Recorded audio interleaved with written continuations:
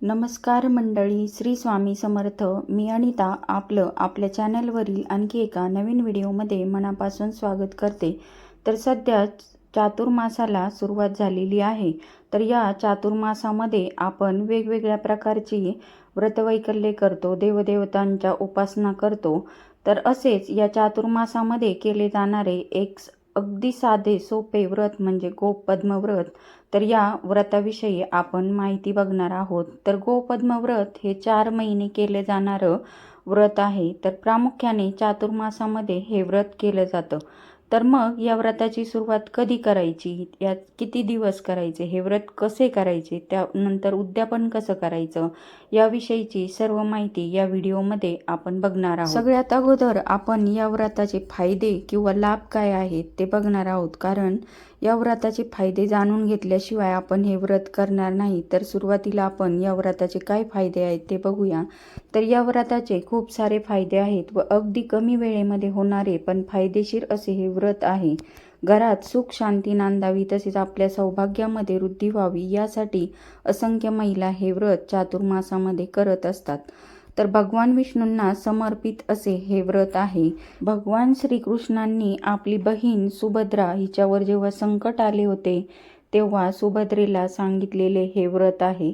तर बघा, अगदी साधे सोपे हे व्रत आहे. आपल्या देवघरासमोर आपण अशा एका पाटावर गाईची 33 गोपद्म काढून करण्याचे हे एकदम साधे सोपे व्रत आहे.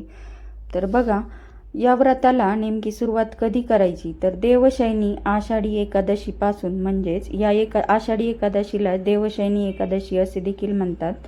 तर या आषाढी एकादशीपासून या व्रताची सुरुवात केली जाते व कार्तिकी एकादशीला या व्रताची सांगता होते.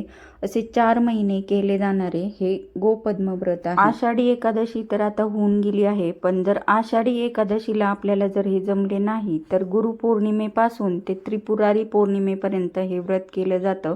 तर बघा, आता 29 जून 2026 रोजी गुरुपौर्णिमा झालेली आहे. तर तेव्हापासून आपण 24 नोव्हेंबरपर्यंत म्हणजे त्रिपुरारी पौर्णिमेपर्यंत हे व्रत करू शकतो. किंवा आषाढी एकादशीपासून 21 नोव्हेंबरपर्यंत म्हणजे 21 नोव्हेंबर 2026ला देव उठणी एकादशी आहे तोपर्यंत आपण हे व्रत करू शकतो. किंवा जेव्हा केव्हा आपल्याला या व्रताविषयी माहिती होईल, म्हणजे चातुर्मासामध्ये आपल्याला या व्रताविषयी जेव्हा केव्हा माहिती कळेल त्या दिवशीपासून देखील आपण हे व्रत सुरू केलं तरीही चालतं. कारण या महिन्यामध्ये केलेली सेवा ही खूप फलदायी असते. कारण आपल्या मनामध्ये भाव असेल तिथे देव असतो. आपल्याला आपली रोजची नित्य देवपूजा झाल्यानंतर अशा प्रकारे आपल्या देवघरासमोर एखाद्या पाटावर किंवा आपल्याला जर खाली देवघरासमोर जागा असेल तर तिथे 33 गायीची पावले काढायची आहेत, म्हणजे गोपद्म काढायचे आहेत. तर बघा, मी इथे रांगोळीने काढलेले आहेत व सुपारीच्या साह्याने देखील आपण काढू शकतो. हे मी तुम्हाला इथे एक गोपद्म काढून दाखवलेलं आहे. तर आपल्या देवघरासमोर रांगोळीने आपण असे 33 गोपद्म काढायचे आहेत व त्याची हळद कुंकू व फुले वाहून या गोपद्माची रोज पूजा करायची आहे. आषाढी एकादशीला म्हणजे देवशयनी एकादशीला देव हे निद्रावस्थेत जातात व देव उठणी एकादशीला म्हणजे कार्तिक शुद्ध एकादशीला देव निद्रावस्थेतून बाहेर येतात. हा 4 महिन्याचा काळ म्हणजे चातुर्मास. या चातुर्मासामध्ये हे गोपद्म व्रत करण्याची प्रथा आहे. आता बघा, मी इथे व्हिडिओमध्ये तुम्हाला दाखवल्याप्रमाणे मी रांगोळीने इथे पांढऱ्या रांगोळीने गोपद्म काढून घेतलेले आहेत. 30+3 असे आपल्याला 33 गोपद्म काढून घ्यायचे आहे. पण हे जर आपण रांगोळीने गोपद्म काढले तर हे असेच पांढरे आपल्याला सोडायचे नाही आहेत. तर हे गोपद्म आपण हळदी कुंकवाने देखील काढू शकतो.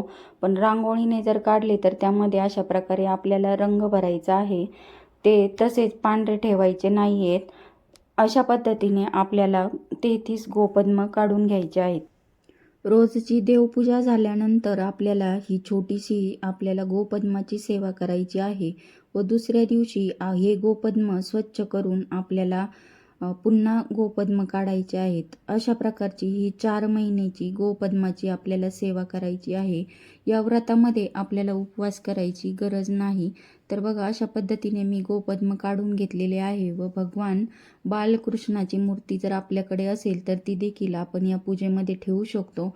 व गाय व वासरू याची प्रतिमा किंवा मूर्ती आपल्या घरामध्येही असतेच, कारण वसुबारसच्या दिवशी देखील आपण गाय व वासराची पूजा करतो व गायीला उद्देशूनच हे गोपद्म आहेत. गायीची पाऊले 33 पाऊले काढून आपण ही पूजा करत असतो. तर बघा, अशा प्रकारे गोपद्म काढून घेतल्यानंतर आपल्याला त्यावर हळद कुंकू वाहून घ्यायचं आहे.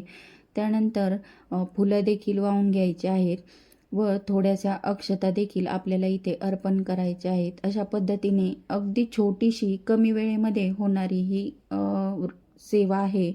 तर बघा, ही आपण कधीही ही सेवा करू शकतो. अगदी वेळात वेळ काढून 5 मिनिटामध्ये होणारी ही सेवा आहे. तर बघा, अशा पद्धतीने मी ते हळद कुंकू वाहून घेतलेलं आहे व अक्षता देखील वाहिलेल्या आहेत. लक्षात ठेवा की हे गोपद्म आपल्याला असेच पांढरे शुभ्र ठेवायचे नाही आहेत, तर त्यावर हळदी कुंकू वाहून घ्यायचं आहे. तर बघा, मी इथे धूप दीप लावून घेते आहे. तर दिवा लावून घेतलेला आहे, उदबत्ती लावते आहे. अशा प्रकारे अगदी साधी सोपी पूजा आपल्याला गोपद्मांची करून घ्यायची. आता तुम्ही म्हणाल की हे व्रत का करायचं? तर गायीच्या अंगी 33 कोटी देव असतात. गायीच्या अंगी 33 कोटी देवांचे वास्तव्य असते. तसेच गाय ही लक्ष्मीचं रूप असते. एकट्या गायीची सेवा केल्याने 33 कोटी देवांची सेवा केल्याचे पुण्य आपल्याला मिळते. म्हणून ही गोपद्माची सेवा केली जाते. सुवासिनी स्त्रिया या अखंड सौभाग्य प्राप्तीसाठी तसेच घरात सुख शांती लाभावी, मुलाबाळांचे कल्याण व्हावे यासाठी हे व्रत करत असतात. तर या पूजेला आपण दूध साखर किंवा खडी साखरेचा नैवेद्य दाखवू शकतो व नंतर आपण घरातील व्यक्तींना तो प्रसाद म्हणून देऊ शकतो. ही पूजा करताना आपल्याला ओम नमो भगवते वासुदेवाय नमः व गोमाते की जय या मंत्राचा उच्चार करायचा आहे. तर या व्रताचे उद्यापन कसे करायचे? तर बघा, अगदी साधी सोपी पद्धत आहे उद्यापनाची. तर एखाद्या सवाष्ण स्त्रीला बोलावून तिला जेवण देऊन तिची ओटी भरायची आहे किंवा एखादा गोड पदार्थ खाऊ घालून शृंगाराच्या वस्तू देऊन आपण या व्रताचे उद्यापन करायचे आहे व त्या सवाष्ण स्त्रीला आपण 33 रुपये ही दक्षिणा द्यायची आहे. तर 33 हा अंक इथे खूप महत्त्वाचा आहे. तर अशा पद्धतीने हे व्रत आपण एकदा केले तर 5 वर्ष हे व्रत आपण करू शकतो. अशा रीतीने हे व्रत करायचं आहे. मासिक धर्मामध्ये आपण घरातील व्यक्तीकडून हे व्रत करू शकतो व सुतक असल्यास हे व्रत करू नये. तर माझा हा व्हिडिओ तुम्हाला कसा वाटला ते मला नक्की सांगा आणि व्हिडिओ आवडला असेल तर सबस्क्राईब करायला विसरू नका. तर भेटूया अशाच एका नवीन व्हिडिओमध्ये.